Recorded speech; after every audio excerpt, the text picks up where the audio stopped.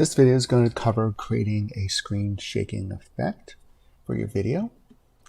Here in the project area is a video. I'm going to drag that out to the timeline area to create an automatic sequence with the settings of that video.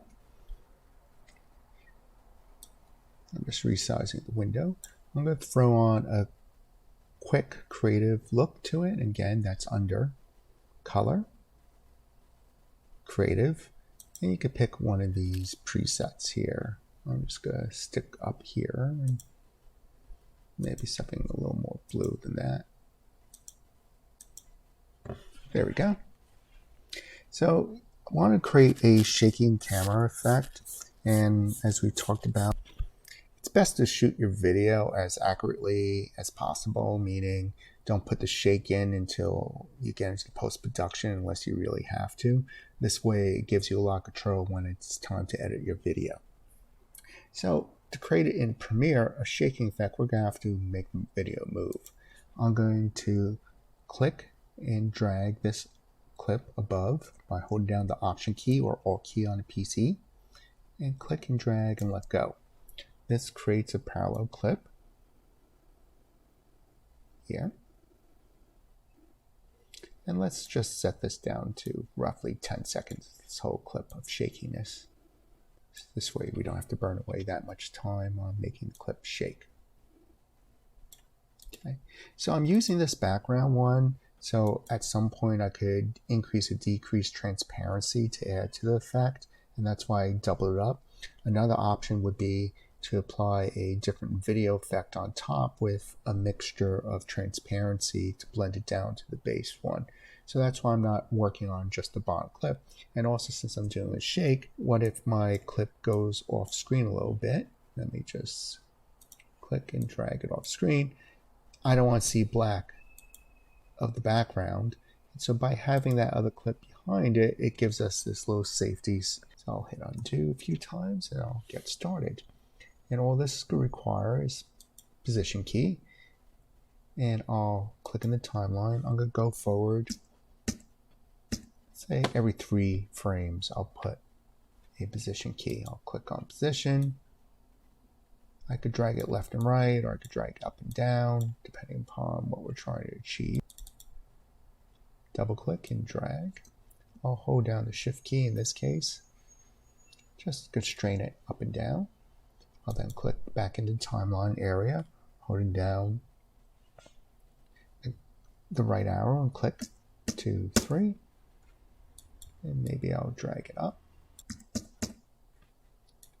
I'm going to continue doing this, making sure to click here, advance, and then move. Click in the timeline area to focus the keyboard on timeline, advance it, and then move it. And it could be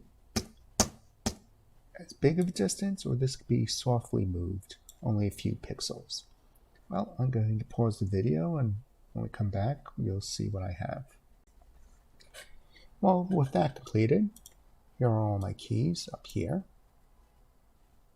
If I play it, you can see now we got a shaky camera. Normally, it was just like this, which looks excellent for a sports shot. But here maybe we're trying to do an opening, something more energetic. Well, as this plays out, and as a reminder to loop back in between these points of the video, we could go back under here, and we could add the loop button by clicking and dragging it down here if it wasn't already there. But here it is. And then I can mark my ins and outs, in, I key, and out, over here, O key, and then,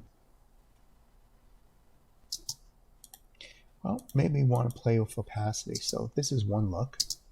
Another look would be if we went under opacity and decrease opacity. You get this fuzzy camera look. And there's our fuzzy camera lens look.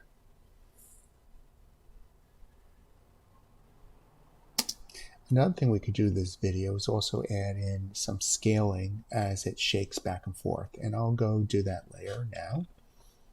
So I'm going to duplicate, say, the original one. I'll just duplicate my original base clip by holding down the Option key and dragging it above my shaky clip. And then I'll use opacity on this eventually to blend them together. And so now I'll play with the scaling on this by going back to frame 0, clicking on Scale to record scale at 100%. Whilst having the timeline still focus, I'll press the Shift right arrow twice, which will jump ahead 10 frames. I'll increase the scale. If I want to center our subject in there, I would have to put some type of keyframe at frame 0 for the position. And now I'll jog up to this key by just clicking here to go to the next keyframe, and I'm there on the scale. But I want to put a keyframe position, so I'll make sure to double click to get this in focus. Maybe I want to try to center that person. So now we have this going on here. And now I'll go forward. I was at frame 10. I'll go to frame 20.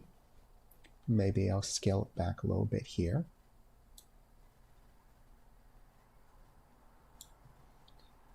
And I'll put a reciprocal keyframe up here in positioning by just clicking on that little dot in between. And let me expand the viewport right here. Now you can see in that panel. By clicking that dot, it inserts a keyframe recording the current values. I didn't want to move it, I just want to record a position because in the next moment I'll move it. So, going forward in time to, let's say, 30. Going forward in time to, let's say, here. I'll scale it a lot bigger than it was before. And now I'll just position it. Double click here to get this image in focus. Under motion, you could always click motion in case it wasn't in focus. And I'll put my surfer back into the center. With this in focus, I'll make sure that there's keyframes recorded for these 2 frames, and there are. And I know that because both of these center dots are blue. I'll click within this timeline to focus that viewport, and I'll press the Shift key and the right arrow once, twice, and I'll return this back to 100%.